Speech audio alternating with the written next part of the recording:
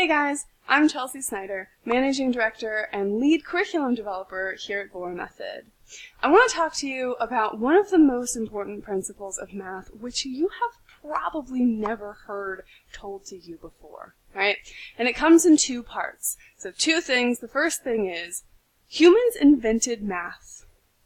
It's all made up, right? It's as made up as unicorns and Dracula and like all of Hollywood. It's made up. We just invented all of it. We just said to ourselves, we looked around and we said, gosh, I'd really like to count these things. And so we invented numbers. And then we said, well, gosh, I'd really like to count them maybe quicker, more quickly. And so we invented addition, and then we invented multiplication. And then later on, we started looking at bigger things, right? We looked at the planets. And we said, I wonder if we could track the position of the planets with some kind of an equation. And so we invented equations that would represent the physical location of Saturn in space, right? And we did it like real accurately, okay? So humans are pretty impressive. We invented this math and it works. We looked at, something go up and then come back down, and we said, oh gosh, I wonder if we could have, some kind of a math to represent that, and then calculus is born, right? And we have these things that represent, everything that we do. It's describing the natural world. We just looked around and said, gosh, wouldn't it be convenient if we could predict this? And then we did. All right? So that's the first thing. We invented math. And so that comes with two kind of big ideas, right? One, math then doesn't really have any technical inherent meaning, right? So if you invent something, you invent it for a purpose, and so we give math meaning because we decide what we want it to mean. That doesn't mean that math inherently, the number 2 is basically just half of a heart and then a horizontal line, right? It's just a construct. It's just stuff we just said, this is going to be 2, and it's going to represent this many things. And that's what we decided on, and we agreed upon it, much like a human language, right? So we take language, and this brings me to my second point. Math is a language. When you look up into the sky and you point at the very, very bright thing in the sky, you say sun, and I say, yes, that is the sun. And that's how we teach our children, right? We just point and we say tree. And then when the child says, okay, tree, right? That's it. That we teach language just by saying, this is what we call this thing. This is just how we refer to it. The word tree doesn't have any inherent meaning. The word tree doesn't necessarily hold so much truth inside of those 4 little letters. And the letters themselves, it's all, it's just a thing we impart meaning onto it. We decide that this thing is going to be called a tree. And that's it. That's what we do. Math is the same thing. It is a language.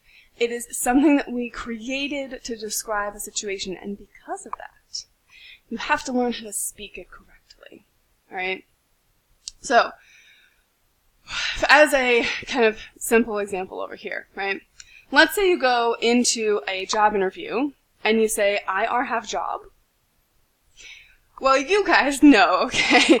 You know that if you walk into a job interview and you say that, I have job, the person is not going to take you seriously, right? In that case, you seem infantile because you seem like you have an infant's grasp on the English language. It seems like you don't understand the English language at all.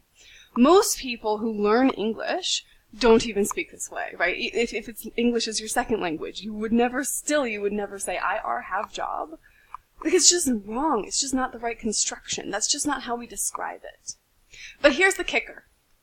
If you came to me, right, and you said to me, I have job, I would know, I could infer, I could guess that probably what you're asking me is, do I have a job that I could offer you? Or can you come and work for my company? Is that okay?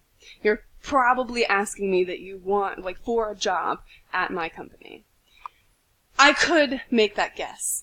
And the same way in math, I could also make a guess that if you say something like, yeah, you need to do the thing, or yeah, you have to raise this thing, or you make the things match. If you say that, right, these ridiculous phrases, I can probably infer, I can probably guess what you mean, what you're talking about. I probably can.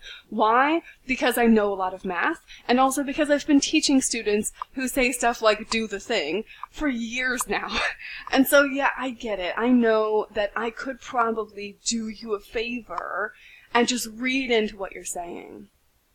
But here's the second part. Is that really doing you a favor? Okay? If we go back to this job interview thing, and you're practicing with your friend, okay, you're practicing for this job interview, and you say, okay, here's what I'm going to say, I have job? Well, your friend, if your friend is a good friend, if your friend actually wants to do you a favor in that case, your friend will say, no. That's not what we say. That's not what we say in English. In English, what we say is, can I have a job? Right? That's how you would actually construct that sentence. And your friend would tell you that. If your friend is a good friend, your friend would tell you that. And your friend would very strongly recommend that you never say the phrase, I have job. Okay? That's what they would say. Furthermore, your friend would probably teach you, again, if it's a good friend, they would probably teach you that when you go into a job interview, actually, we don't even usually walk in and say, hey, can I have this job, please? That's not how we do it. Not in America, at least. And so your friend, if they're a good friend, they would say to you, actually, really, you should just kind of like be really happy. You should answer their questions well. Like, let's practice some of the questions they might ask you and stuff like that. And would work on the American culture, teaching you the American culture of job interviews as well. Okay, so in math, not only are all of my instructors, we're not going to let you say stuff like do the thing or make the things match, but we also want to fundamentally teach you this language, right? We want you to know this stuff and deeply understand it and know how to communicate with it, because it is fundamentally math is a language about communicating about the world. It just happens to have some numbers in it instead of letters, and so it freaks people out. But it's just another language, just like English. And you're already a professional at learning English because you did it when you were an infant, okay? Like, if an infant can learn English, I promise you can learn math. You learned English, when you were a kid, right? So you can learn math too. Now, here's the final point. When you don't speak the language of math, and someone else does, then you are lost, right? And this is fundamentally why, because I don't want you to be lost. I want you to treat math like just the second language or the first language you've ever spoken. I want it to be so fundamental to you that you are never confused when anyone says anything about math, that you could talk to a quantum physicist about math with some level of intelligence, even though you don't understand all the nuances, right? So that's what I want for you. But if we take an example of this, right? This is written in French. Unless you speak French, you're lost here. You don't know what this person is saying to you. You don't know what this says. Okay? If you don't speak French, you are totally lost. If you do, lucky for you. But if you don't, you are totally lost here. You don't know what this says. It's the same thing for math, okay? If I told you it in English, you'd say, oh, okay, cool, yeah, I'll come to the store with you. That sounds totally fine. Right? But if I tell you it in French, then you just don't get it.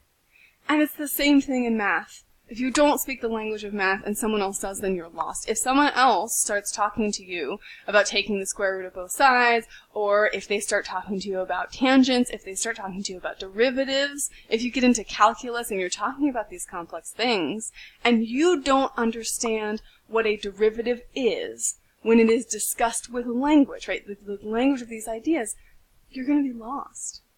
It's the same reason why we don't teach third graders how to do derivatives, because at that point they don't speak enough of the language of math to understand derivatives, right? This is the idea.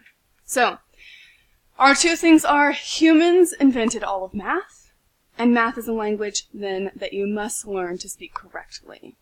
We're gonna be kind of nitpicky, right? We are. It's because we care. It's because I genuinely want you to get to that point where you speak math so well that I cannot tell, that you seem like a native math speaker. Alright? It's the same way if you came to me and you were asking me to teach you English or asking me to teach you a different language, I would want you to speak like a native. That's the big idea, right? That's the goal. Same thing for math. I want you to speak math like you're a native, Because not only will you get your test questions correct, not only will you be able to dominate the SAT, not only will you be able to do well in every math scenario in a job or anywhere else, right? So you'll get all those things, but you also then can learn in math. And that's the big thing. You cannot learn in math if you don't understand the language that your math teacher speaks, and that language is the language of math. So, if we can attempt to treat math as a language, that will be the most ideal. And we're going to teach you how to speak it, so you don't have to worry if you don't know the words. Anytime you don't know the words, just tell us, right? I don't know how to talk about this. I don't know how to describe this. And you can show it to us in math, right? You can show it to us, the steps that you want to do, and say, I don't know how to describe this in words. And we will teach you the words, the language for that, right? To describe what you're doing in math, so that you can both do the math and communicate with it as a language. Let's get started.